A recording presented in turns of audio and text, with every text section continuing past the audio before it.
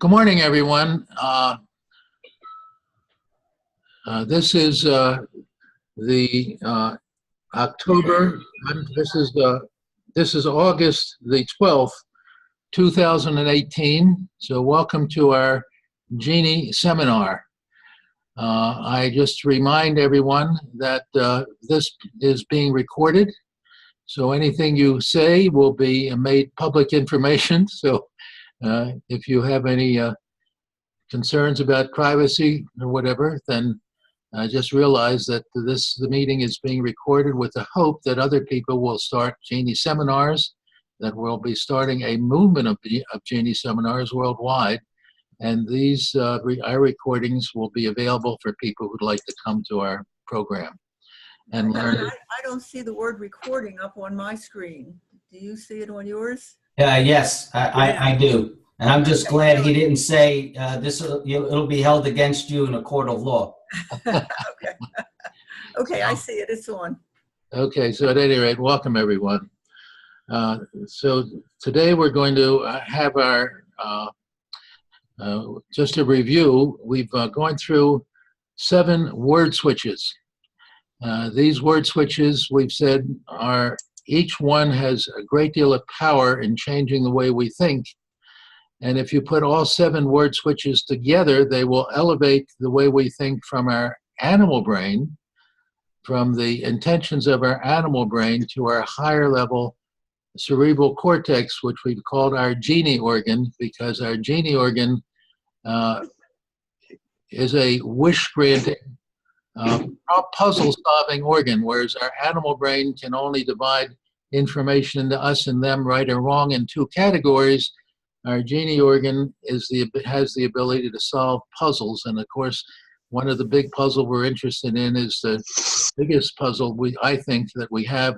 Why do we fill our world with fear, hate, scarcity, and war when what we need is happiness, love, abundance, and peace? So those are the 4 qualities we're aiming for. And apparently it's quite clear we don't have them in the world at this time. So we've said that if you review these 7 word switches and learn to use them regularly, which you can do with practice, and if you practice them regularly for 30 days, they will become automatic, but you do have to practice them regularly. So I'm just going to review them. People who've been with us probably know them pretty well or beginning to learn them, but I'll just do them very rapidly. The first was I think I can. For I can't, why bother, what's the use, who cares? The think I can word is the power word. It turns on our power. It gets us in touch with that we do have the ability to be responsible for ourselves. The second word switch is I allow. We take responsibility for ourselves. I allow instead of they make me, he, she, they, God, whatever. It's the word that leads to blaming others. Instead of saying I'm responsible, we tend to blame others. And one of the things that's unique we said about humans, about our species, is that we blame ourselves. We call that guilt. So not only do we blame others, we learn very early that to control ourselves by blaming ourselves, which we call guilt. And most people are familiar to some degree with guilt. The third word switch is I could instead of should. The should word is the word that tells us what other people want us to think and what we want us to do. It's the word we learn when we're children and we grow up and we become pretty addicted to the shoulds. And as one well-known therapist, Albert Ellis, said, who developed a form of therapy called rational emotive therapy, we spend a lot of our lives shoulding on ourselves. And of course, that doesn't get us what we want. It usually gets us what we don't want. So I could is the third word switch. The fourth word switch, we substitute both and for either or. The either or word switch is the way the animal brain processes information. It basically says the world is divided into 2 categories, us and them, good, bad, right or wrong.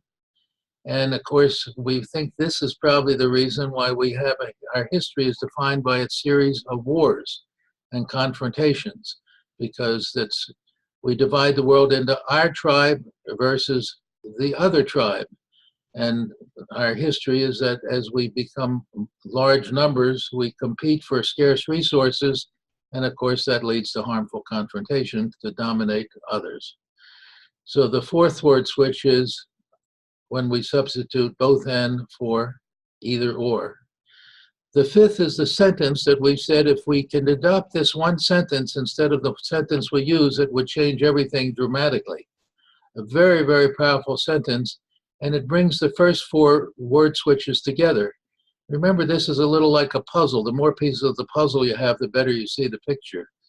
So the fifth word switch is a sentence, which is what works for me and you, for my tribe and your tribe, for now and the future. That substitutes for the sentence, what works for me and my family and my tribe for here and now. So it's where you see, we put in the both and instead of the either or, and now we're thinking, how can we work together rather than how do we compete with one another to see who wins and who loses. So that's a very critical sentence, very, very powerful. So we said just those 5 word switches will elevate the way we think from competition to cooperation for mutual gain instead of competition for dominance versus submission. And then the last 2 word switches, which we went through in the last seven meetings, are the 2 words that are the brakes. We said these 5 word switches tell us what to do, but the next 2 word switches are the word switches that put the brakes on for what we've been doing that doesn't work anymore. So the 6th word switch then is when we substitute emergency for urgency. Actually, this is the 7th, I put them in reverse, but we substitute urgency for emergency. And we all know the situation of road rage where something happens and we feel we've got to respond immediately. And we live in a world today, unlike our ancestors. Our ancestors had to be prepared for emergency at any moment. They could be attacked. Another tribe could come and want to kill their children, take their goods or whatever. So our ancestors lived in a world of emergency, but in our world, when you leave your house in the morning or during your day, you can be almost assured that you're going to not face a life-threatening emergency. So when we substitute urgency and we then give it a quality, high, medium, or low urgency, we realize that almost everything we do is of low urgency. And it's better dealt with not by fight or flight, not by an emergency response, but by thoughtful problem solving, by thinking about it, by discussing it with others, by negotiation, and by coming to a plan that works for everyone instead of that leads to war. Then the 6th word switch was where we substitute energy, the word energy, for fear, anxiety, or anger. The word we usually come up with, the word we use that we've been taught when we become confronted, when somebody comes and you feel there's a fist at us, what you should do, and we feel we're in a situation where any kind of danger, we respond by saying, we experience anxiety, and then we get into anger, where anger leads to fight, and then fear leads to flight. So our tendency is to respond by running or hiding, and in this case, fighting and hiding. In today's world, you can't run and hide very well. Our ancestors could run to the cave or whatever, and the world was pretty big. Today, the world is pretty small. If you can't hide very well, we're pretty well able to find people. So these are the 2 words that get rid of the confrontation. And so those are the 7 word switches. If we practice those regularly, it will create a dramatic change. I want to give you 2 new words today that I think are very critical. They're just because they really separate. They're really critical, I think, to understand these 7 word switches. And the words are a trigger word and a word switch. So a trigger word is a word that sets off or brings about the behavior that was in our older brain. Remember, our old brain is over 1 billion years old, our animal brain. Animals have been around for over 1 billion years. And our animal brain contains all of the behaviors that worked years ago when we had to deal with people by harmful confrontation. Our animal brain is a museum of everything that's worked in the past, including fight or flight. Now, a trigger word is a word that substitutes for, a word switch is a word that substitutes for a trigger word and directs our energy from our animal brain to our puzzle-solving human brain. So these 7 words are life-saving, world-changing, world-saving word switches, as opposed to a trigger word, which brings up our old ideas or ways of thinking.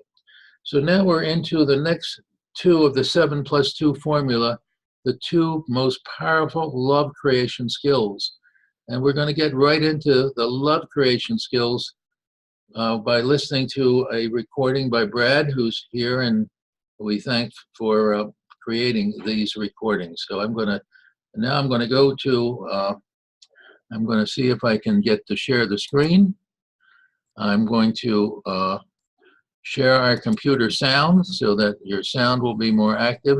And we're going to listen to the first of the 2 critical and most powerful love creation word switches.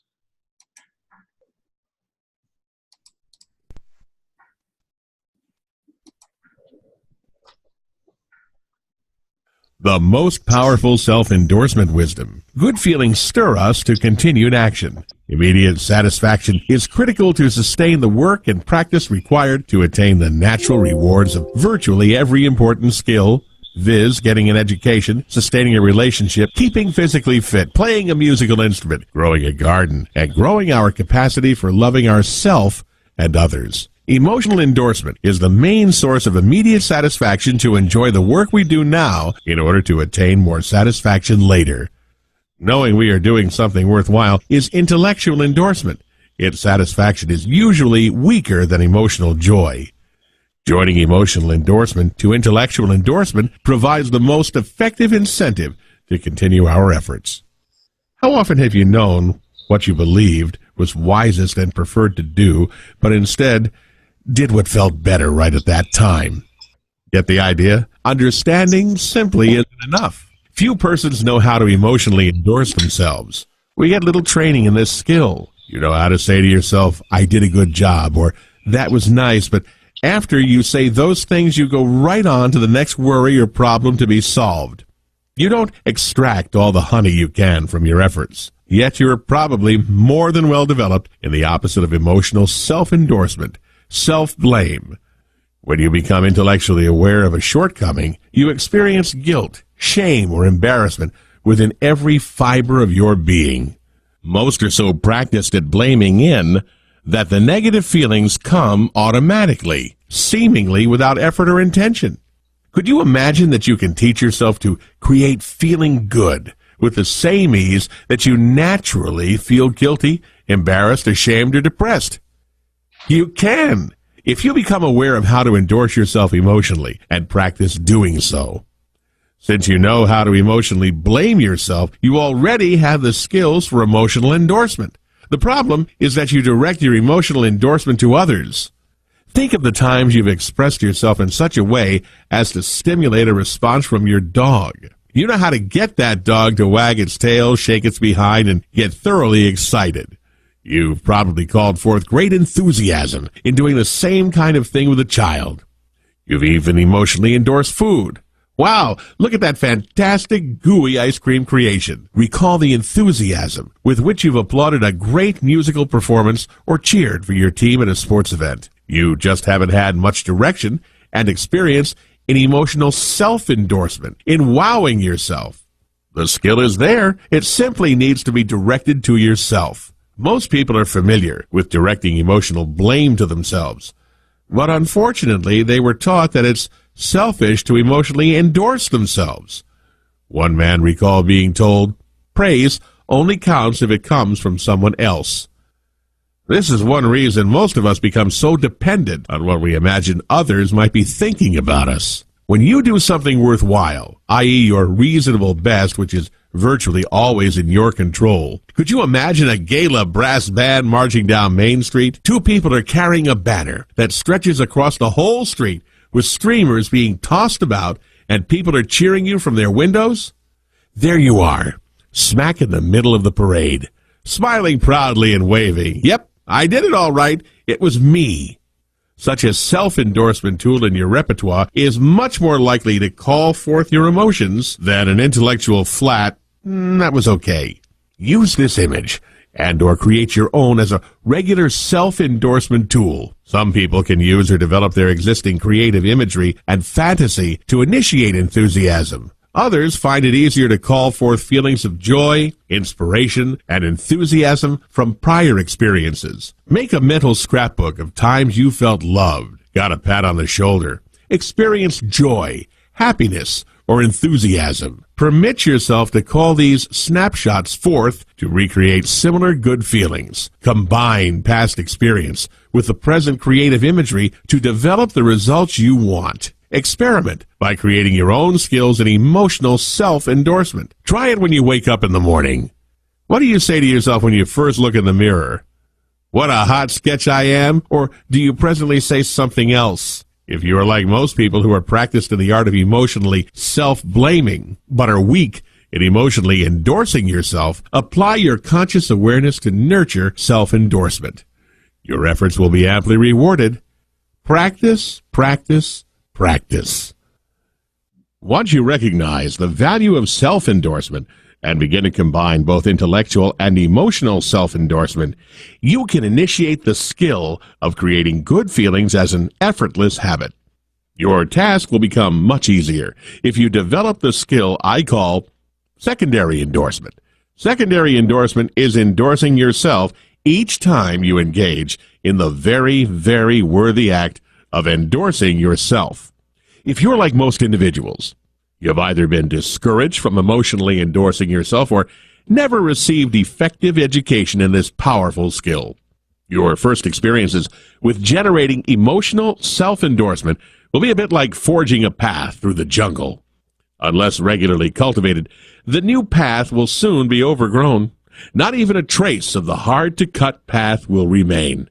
The long-established negligence in taking care of your emotional needs and self-put-downs reappear and will predictably soon overpower the new.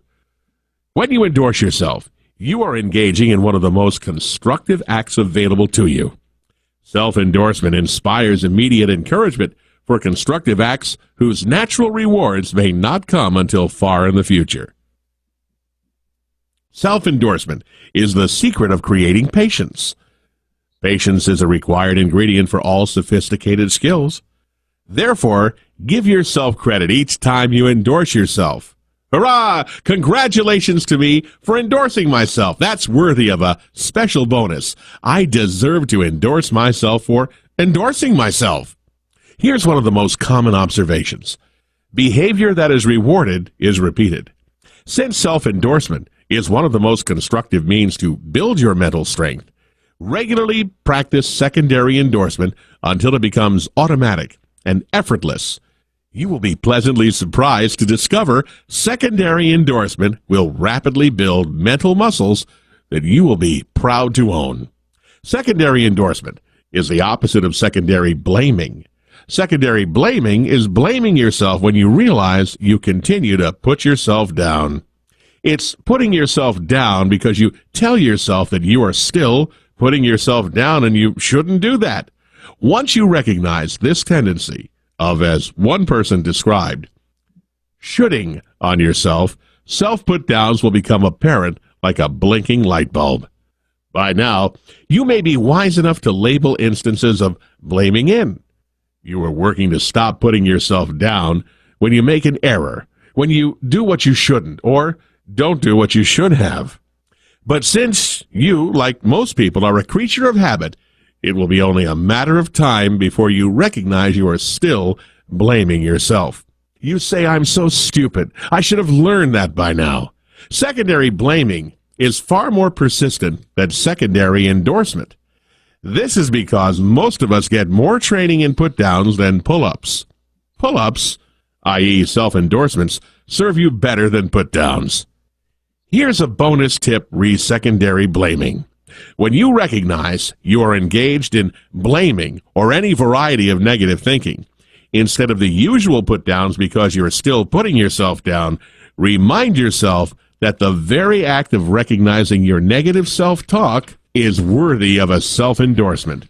Instead of putting yourself down with each act of blaming endorse yourself for the important act of recognizing your negative thinking. Then add a secondary endorsement to reinforce your new behavior. When you endorse yourself for endorsing yourself, you pull yourself up and keep yourself up. Just as secondary blaming is a variation of blaming yourself, secondary endorsement is a special variation of self-endorsement. Teach yourself to become consciously aware of any endorsement you initiate when you do something worthwhile. As soon as you recognize that you're endorsing yourself, enthusiastically call forth images such as blinking lights, musical accolades, and cheers as your signal to automatically trigger the secondary endorsement you deserve for endorsing yourself. This reinforcement can escalate the intensity of the immediate pleasure you experience and create the energy you need to overcome your old established negative patterns. Once the patterns of blaming, avoidance, worry, and hopelessness are established within you, they cling tenaciously until you substitute the positive pattern of self-endorsement. Practice. Endorse yourself again each time you catch yourself endorsing yourself.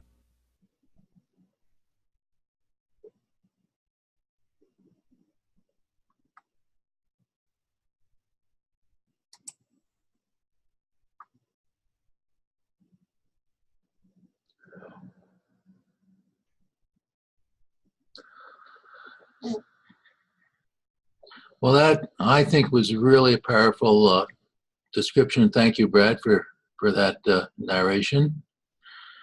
Now, just a comment before we pass the talking stick around. The more you can relate these ideas to your own personal life, the more powerful the learning experience will be. So give that a little thought. And also give a little thought to how this love creation skill, which I think is the most powerful love creation skill, that think how the 7 word switches fit in. It starts with taking responsibility for yourself. A child doesn't have the ability to love themselves very powerfully. They're really dependent on other people. Taking responsibility for yourself, it means turning on your energy to do this little skill, this little practice. And instead of blaming others, you see how all those other word switches really make it possible that we begin to get to this next step, the most powerful way of learning to create love that overflows. When we create enough love that overflows, we enrich the world, and that basically is the golden rule. So I'm going to stop here and pass this talking stick around, and it's your turn.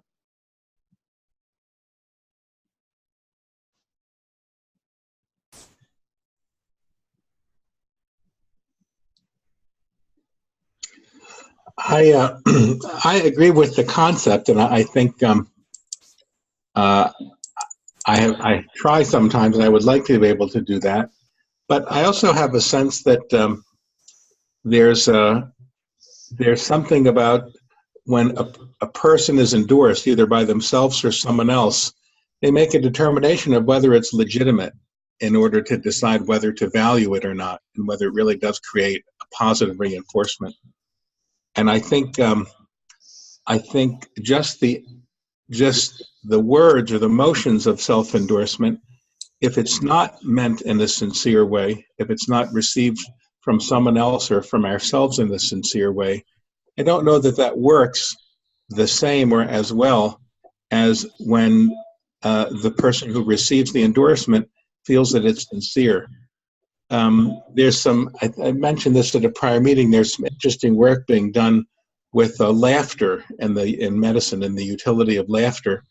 And it was noted that, there's something about laughter that has positive, biologic effects in terms of lowering stress hormone levels and lowering blood pressures. And there's now people certified in laughter therapy. And I've actually been to one of these sessions where they kind of teach you how to do different kinds of laughs. And the premise is not that they tell you something funny to induce you to laugh because you feel it's funny. They kind of teach you how to laugh and hear yourself laugh and believe that just the act of laughter has these positive effects. So it's the only arena that I know there is some experience or literature that suggests that if you do the behavior, even if you don't mean it, it may be helpful. And that, I think, is starting to exist for laughter. I hope it would exist for self-endorsement as well, but there's something about the legitimacy of the endorsement that I question how important that is in its benefit. Interesting. Can you hear me? Yes, we can hear you. Okay. I'm sorry to hear that. But there was a book written, and it had to be, I don't know, 40 years ago or more. And it was exactly that you're talking about, Pacey. And it was written by a man named Norman Cousins, who was horribly ill. I think he has several different things wrong with him. And the doctors had effectively given him no hope. I don't think they told him he was going to die anytime soon, but I think they told him the trail's end of his illness was terminal, and that it was a matter of time. And he literally confounded medical science by laughing himself well, quote unquote. And I think he used Marx Brothers movies, which I can completely echo because I love the Marx Brothers, principally Groucho. And it worked for him, and he recovered and went about getting out of bed and living a very normal life to an acceptable old age. He wrote the book. I wish I could think of the title. But this was a long time ago, before the physiological things that you just listed, Pacey, have become more well-known. So I really think it does endorse that I guess Don, isn't it kind of primal that if you're laughing and feeling good, you are bathing your brain in the good endorphins? There's a lot of evidence that it does change the physiology of our body, yes. That's all, other than to say that I have never seen worse lighting in my life than the shot that I'm giving, the video shot here from this camera. And at first I thought it was Orson Welles in footage removed from Citizen Kane. Yeah. But okay, here I am. Tell you, Brad, but that's really what you look like. You look Brad, you look great. The lighting is perfect. I was going to say I apologize for my appearance, but this is how I look. Anyway, on we go. It's a good example of blaming in instead of endorsement. You look handsome, but to everybody else. But we ourselves are Thank so you. to blame ourselves, and we're pretty much taught not to like ourselves rather than to love ourselves. So I agree with Pacey that people know you can't fake yourself out with, oh, that wasn't sincere or that was sincere. You kind of know in your heart what is sincere and what's not. And so and I do think that when it's sincere and when you know it in your heart, it does help you reinforce the self-confidence, versus if you know it's not true, I don't know, no matter what you say to yourself, it's still not true. Well, I'm not sure I agree. I mean, that the song about Whistle a Happy Tune, I think it does help. Yeah. I think you misunderstood me, Marilyn. I'm not saying that keeping a positive attitude doesn't help, or whistling, or bringing yourself up doesn't help. I'm on the point that Pacey was on, was if you know it's not sincere, then it's not necessarily effective. But if you're sincerely trying to feel better or make yourself feel better, and you may realize when you whistle a happy tune, you still may realize you're in a dangerous situation, but just instead of sort of spiraling down and feeling more and more afraid, if you intentionally reverse it, I think there's something true about it doesn't make the situation any different, but it makes the way you react to it different. That's true. You could only you could only control what you, how you react to things, right? Yep. Yeah. I think that there are kind of degrees of this. I don't think it's using one of the word switches, it's not an either or. I think that the more legitimate the endorsement feels, the greater the impact it has. I think that was my point, and I think so there's a continuum mixed in there. Don and everybody, it really does constitute a new way of thinking, because coming up in broadcasting which is the civil service of show business, you're navigating with people in a kind of a sea of vanity and ego and all the rest of it. And you learn early on to curb your feelings about yourself, other than to be perceived as an egomaniac or a prima donna or something like that. And I worked for a man who once told me that praise you give yourself is praise that isn't worth bleep. So this comes, it's almost a contradiction in some of that if I'm embracing it correctly. But I like the fact that we give ourselves permission. Giving permission is a great phrase, to feel a little bit better about ourselves and to pump ourselves up, and that isn't the bad thing to do.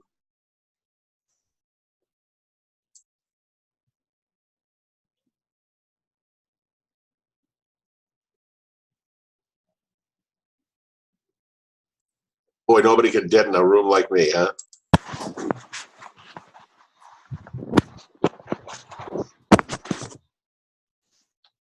I think a lot of us have been given. I think silence is agreement, Brad. Not. In a court of law, generally, yes.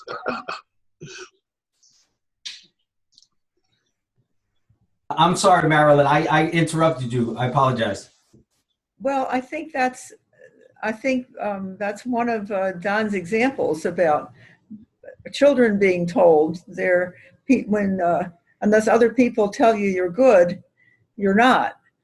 And that's, in some ways, I guess it is a matter of extreme. If you deny what everybody tells you and you just keep forging forward on your own opinion, it can be destructive, or it can be very helpful, like the guy who started Microsoft, or Thomas Edison, or all these other people who kept on forging ahead, except with the only opinion being that of themselves, not of other people, until all of a sudden everybody said, well, you're right, you are pretty smart and you really have done a good thing. I guess that fine line is to know when you're right and when the rest of the world is right.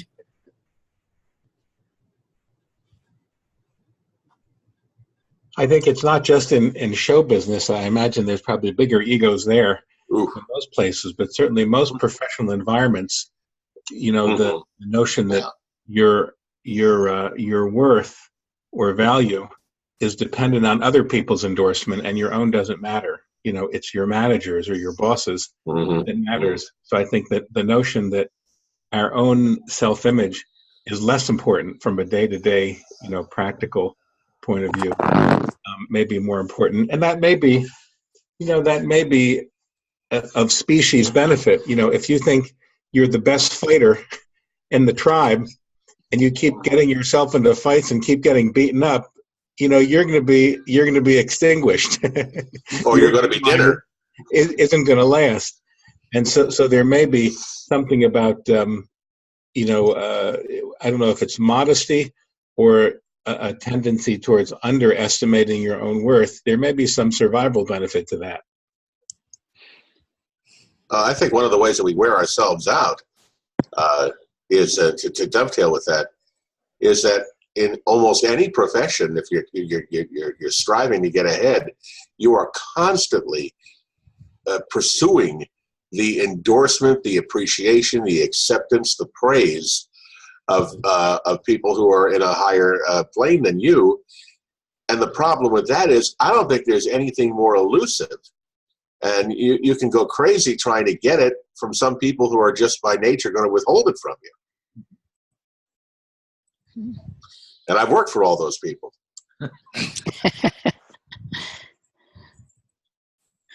I'm listening, and so I'm vacillating between, what Marilyn said and what I think I'm hearing on the other side. So I used to spend a lot of time at work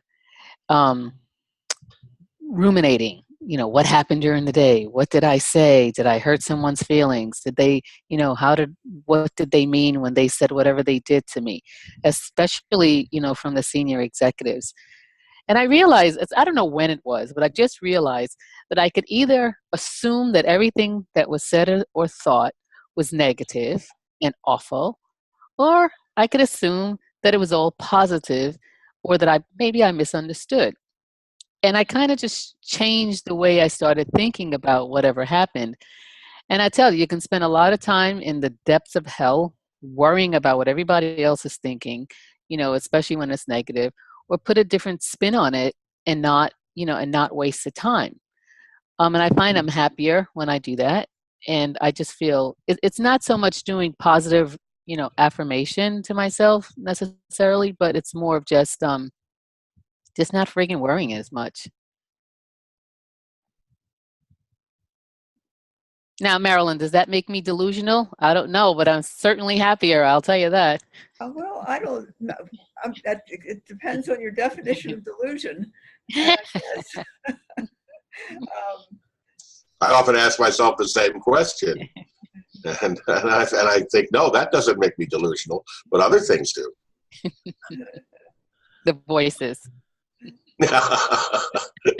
Exactly.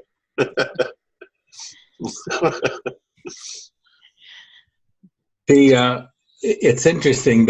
My first answer was going to be yes, you're both delusional. But I remember it always stuck with me, and maybe delusion gets to some of the heart of this self-endorsement or how we treat ourselves. My recollection from a psychiatry rotation was that a delusion is a false belief that can't be corrected. If someone looks up at the sky and believes that it's orange, and they don't see that it's orange, because that would be a hallucination, but they really believe that it's orange. You can tell them that it's not orange. You give them correct information, but they refuse to incorporate that correct information into their worldview. That's considered a delusion. The most common being paranoid delusions, where people may feel that others are out to get them, even though they're not. But it kind of brings into question, who decides what reality is? In a sense, to the degree that we look to the outside world for self-endorsement, we may be correct in feeling that people don't value us or recognize our skills or appreciate us, and we could feel bad about that. But to the degree that we create our own reality, and our own reality is less dependent on the information that we get from other people. Maybe it's not delusional. Maybe it's just we're allowed to believe in different realities than the one that everyone else is immersed in. We kind of insist that everybody agree on the same reality, and that's an assumption. That's not really a necessity. So I guess it broadens my understanding of what a delusion is, because maybe someone can have their own belief system with which they're internally consistent, and if it doesn't hurt them and it doesn't hurt me, I've learned to kind of leave some of those beliefs alone, because maybe they're right. Or anyway, I'd like to publicly thank Pacey for supporting my delusion and telling me it's good.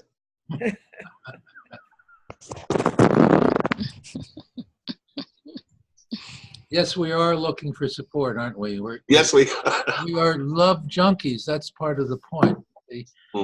Women especially tend to be very important that they attract the attention of a male. So they go around as a love junkie trying to get the approval of a male. Males also do that, but they tend to be more wanting to show their macho. They want to show how much muscles they have and how powerful they are. Women are more looking for love. Men are often more looking for recognition for their muscles, and that's perhaps one of the reasons why we see differences biologically as well. You know, the difference between androgens and estrogens. But part of the real problem, you see, is that we are creators. That's what makes us different from animals. We create the way we are, and unfortunately, most of us, when we're children, we're taught to not like ourselves. We're taught about all the things that are wrong about ourselves. And it's not until we get to be an adult that we have the ability to take that responsibility for yourself and say, I'm not going to let those shoulds that have told me, all right, that I'm inadequate, that I don't have the figure that I should, you know, I don't have the physique, I don't have a big enough penis. These are the kind of things that, you know, males and females often get caught up in. And so we spend a lot of time being negative. Now, anyone who's an actor knows that in order to develop the meaning in a play that you're in or whatever, you start by acting as if. When you act as if, you begin to feel as if. If you want to take responsibility for feeling love and happiness instead of depression and misery, then you do it by acting as if for a period. I know, Brad, you played the lead role in Fiddler on the Roof, and I remember my cousin played the lead role in Fiddler on the Roof, and he said that after playing the lead role of Tevye in Fiddler on the Roof and doing it over and over, he really began to walk around feeling like Tevye. I can echo that. I mean, he even had the same, you know, expressions and so on. So the issue is, we are responsible for our feelings. It's not whatever people have shoulded on us and given us. A lot of it is what gets us into trouble. It's why so many people are depressed and miserable. We have the opportunity, once we get to be an adult, we can act as if. And even if it's not true, whether it's true or not, the point is we create it. And if you want to choose between treating happiness or misery, you figure out what you think is the best way. Norman Vincent Peale, the minister who was a positive, the positive psychologist in his ministry, said he wakes up every morning and he realizes, I have a choice today. I can be happy or be miserable today. And he says, you know what? I'm not a fool. Exactly. Yes, so true. Well, I know that I find music to be a source of something that will always make me happy, and I marinate in music. I really do. I mean, it's usually going all the time in my life, one way or the other. Makes me feel good. I give myself that each day. Fiddler on the Roof is interesting too, because Tevye entertained people. He made people laugh and forget their troubles, and all he ever wanted to be was a rich man, and he couldn't. But he had an awareness of that. Isn't that funny? That was what he chased and never attained.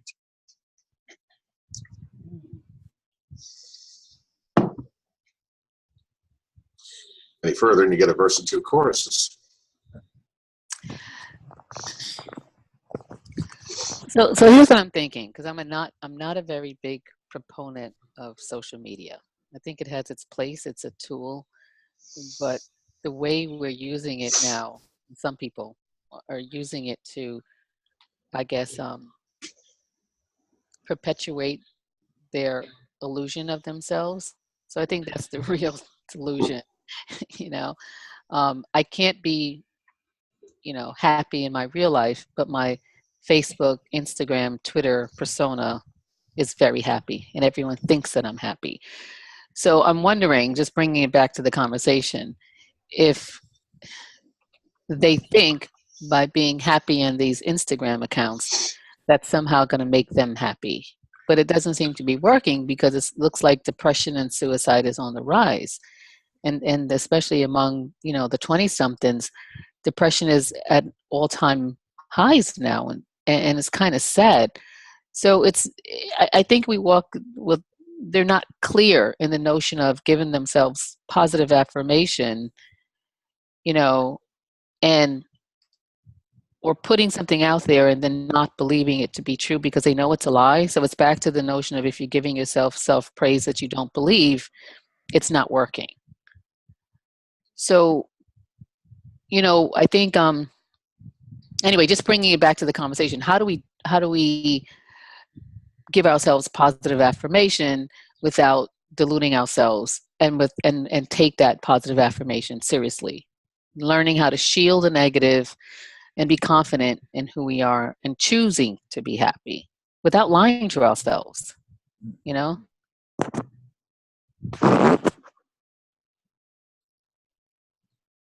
I think we can decide what it is we want to sort of perpetuate and focus on. You know, do we sit around and think about all the terrible things that are going on, or even not terrible, just not the not so nice things, instead of some of the more positive? You know, we have that choice, and every once in a while you can remember that, well, I don't have to think about that test that I failed, or I don't have to think about that prize I didn't win. You know, I can think about some wonderful picture that I saw, or something good that a family member did. So we really have that choice, even though I think a lot of times we don't realize it. I'm hearing I'm seriously, I'm hearing the lyric to that old Johnny Mercer song, accentuate the positive, eliminate the negative, hello to the affirmative, don't mess with Mr. In Between. That would almost be you can almost hear that music, Don, on a credit roll to this today, because we seem to be veering into that. And why not? It's a great little musical mantra. Wonderful words. Kate will come into the conversation, and I'm not really sure what the catalysts are, but you go through this life. You know, I had a background in nursing where you had to, you know, you realize you didn't like everyone in every bed, but you had to somehow find a way to get through to accomplish what you both needed to do through that day. And you know, I don't know what makes you get to the point when you realize what other people think about you is really none of your business, and furthermore, that no one is ever going to love you the way you want them to. So you have to learn to appreciate yourself.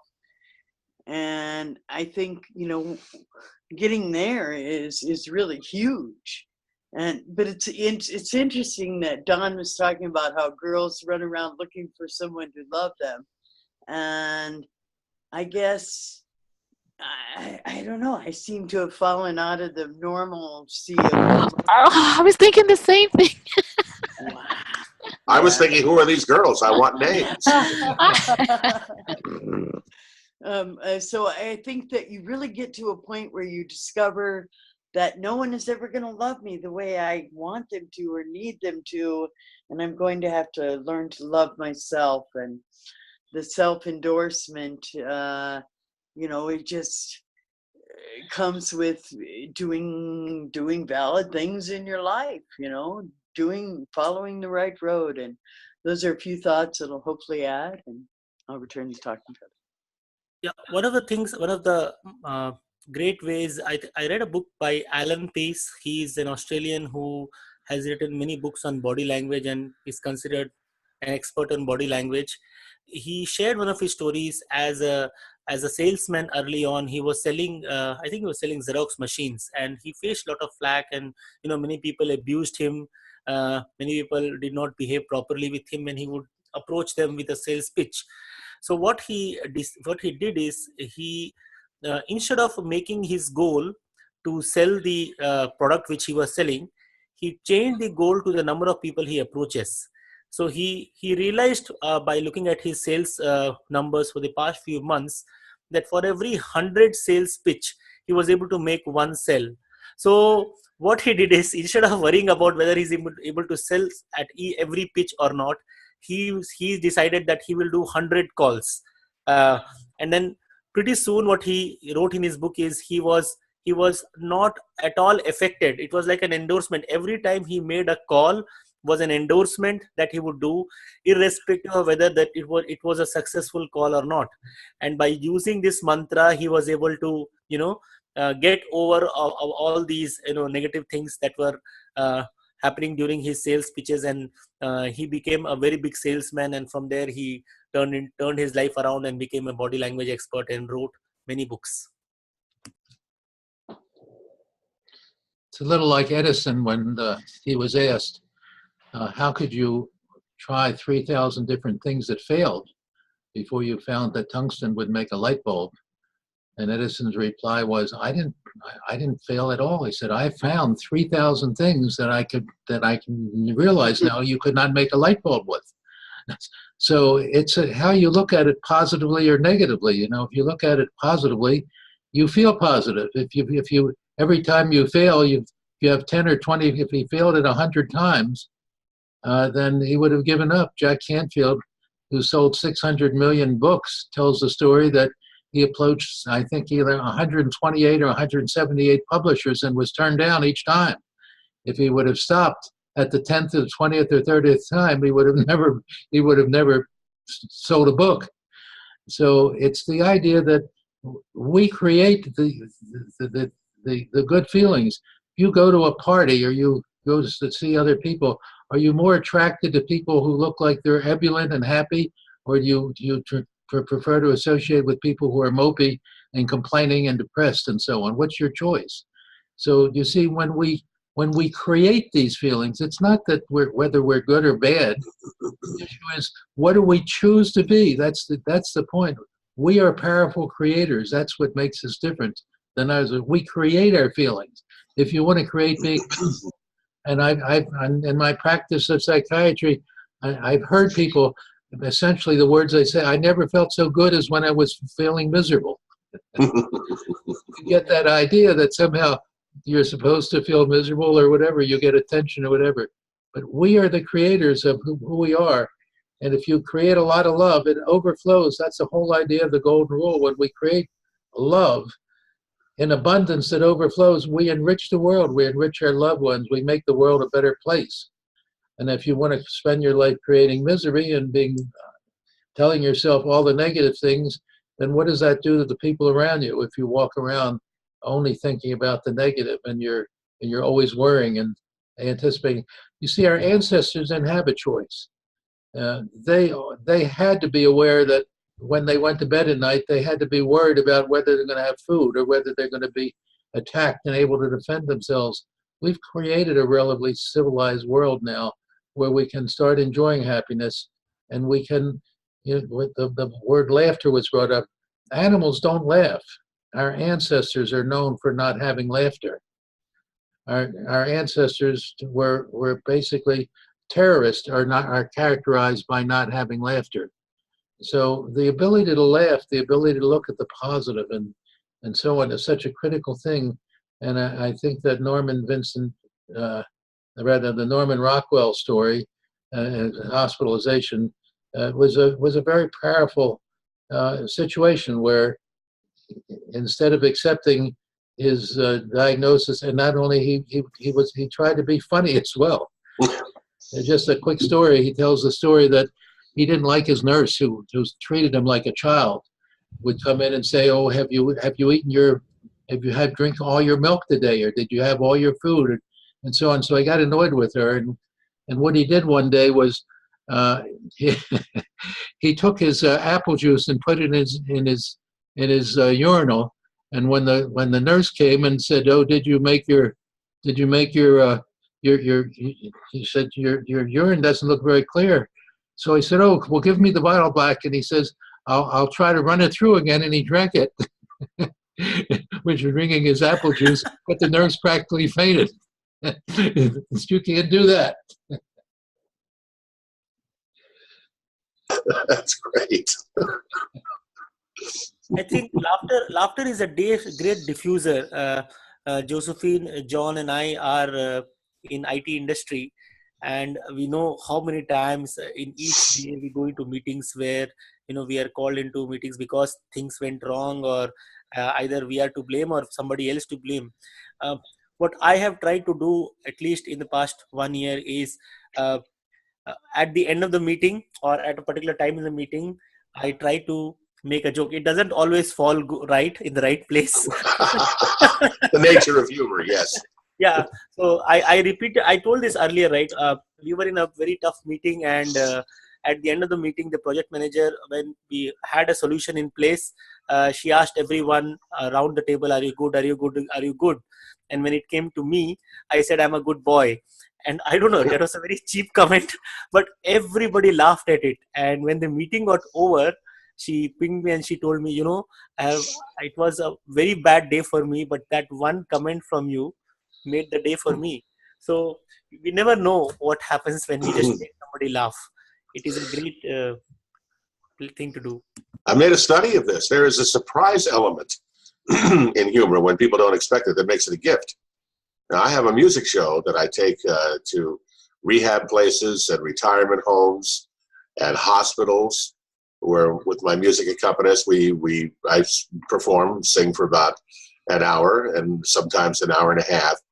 And in between the songs, I will do some little prepared bits of material. And because no one expects it, you should see how pleasantly surprised people are. And they laugh, and they truly, truly enjoy it.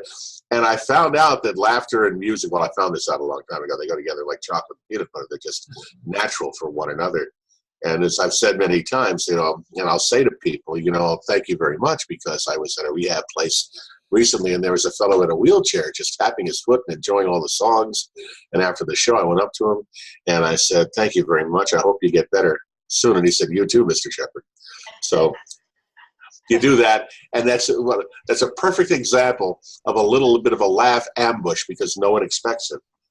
And because it came at them that way, you can set up a resistance by walking out there and say, "Okay, I'm going to do 20 minutes and make you laugh." But when you do that, you sneak up on them that way. There's a lot of gratitude because they feel good afterward, and you feel good afterward.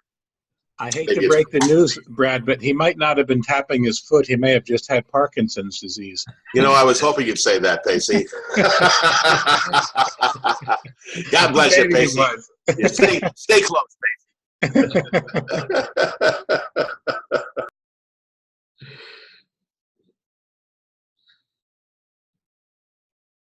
Well, we're getting near the end of our hour, so please make your last comments before we end our meeting.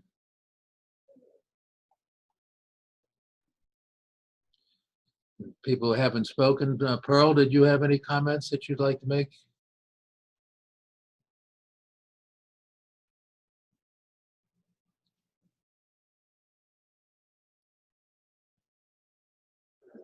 Okay, now hear from Pearl. Basu, did you have any comments? Nothing specific, Don. Thanks.